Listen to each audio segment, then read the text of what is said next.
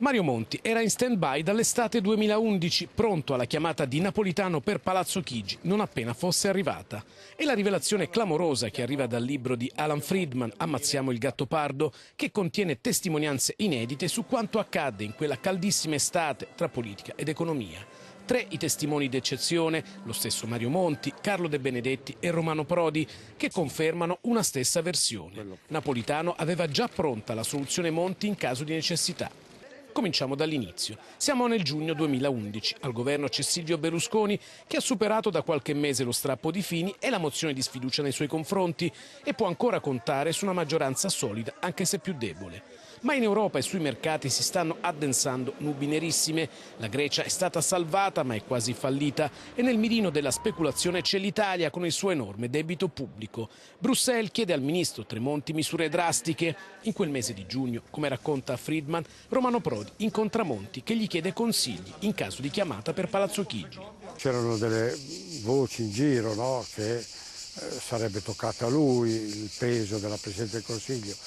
Mi ricordo una lunga conversazione in cui il succo della mia posizione è stato molto semplice. Dico: Mario, se non puoi fare nulla per diventare Presidente del Consiglio, se te lo offrono non puoi dire di no, quindi una persona più felice di te non ci può essere al mondo.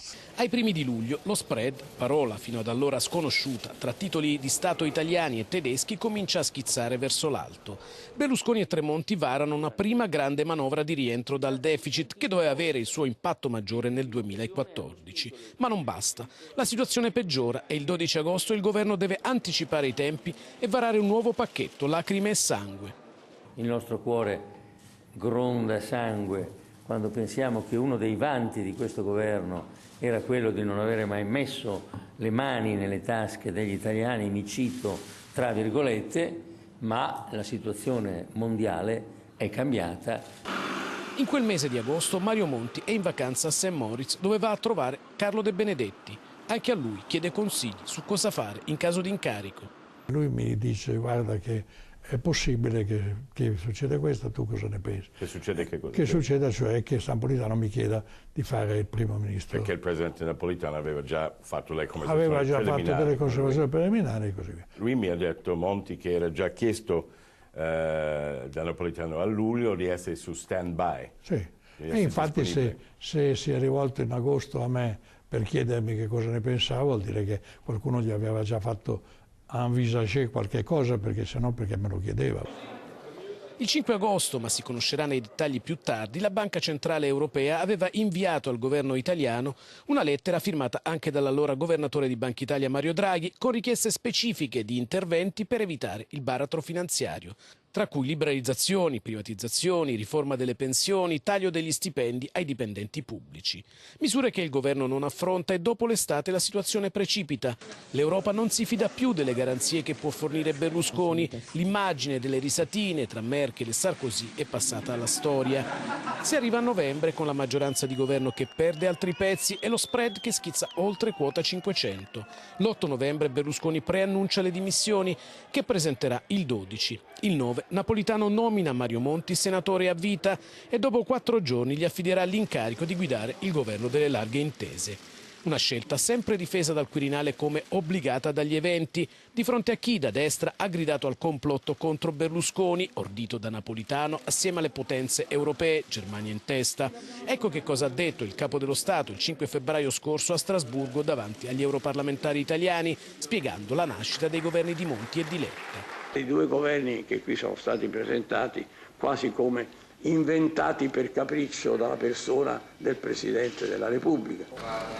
Monti era il nome indicato nelle consultazioni, ma a quel nome il capo dello Stato già pensava da mesi e già da giugno lo aveva fatto sapere al diretto interessato.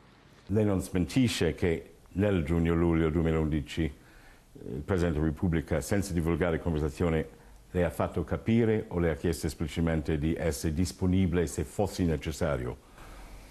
Sì, mi ha dato segnali in quel senso, sì. Friedman ha chiesto più volte al Quirinale di poter intervistare Napolitano per avere la sua versione sui fatti di quell'estate, ma la risposta è stata sempre negativa. Fumo, solo fumo, nessun complotto. Reagisce così Napolitano alla ricostruzione fornita da Alan Friedman su come e soprattutto su quando si arrivò alla formazione del governo Monti nel 2011. Lo fa in una lettera al Corriere della Sera, lo stesso giornale che ha lanciato nell'edizione odierna l'anticipazione di Friedman. Tutti dovrebbero ricordare, scrive Napolitano, i fatti reali che costituiscono la sostanza della storia di un anno tormentato, mentre le confidenze personali e le interpretazioni che si pretende di dare in termini di complotto, scritto tra virgolette, sono appunto solo fumo. Troppo poco per riscrivere la storia recente del nostro paese, secondo Napolitano, le confidenze, stavolta senza virgolette, di alcune personalità, confidenze alle quali non poteva abbandonarsi il Presidente della Repubblica, anche se, si ricorda, sollecitate dal signor Friedman.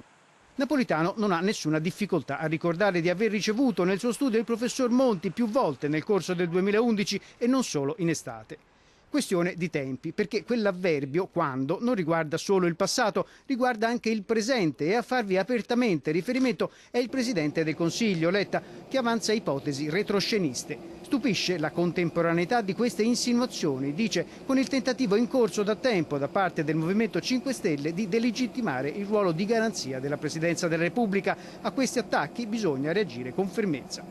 Alan Friedman, ovvero colui che questa vicenda ha ricostruito, reagisce così. Queste anticipazioni nel Financial Times e nel Corriere della Sera sono usciti oggi, lunedì 10 febbraio, per motivo semplice.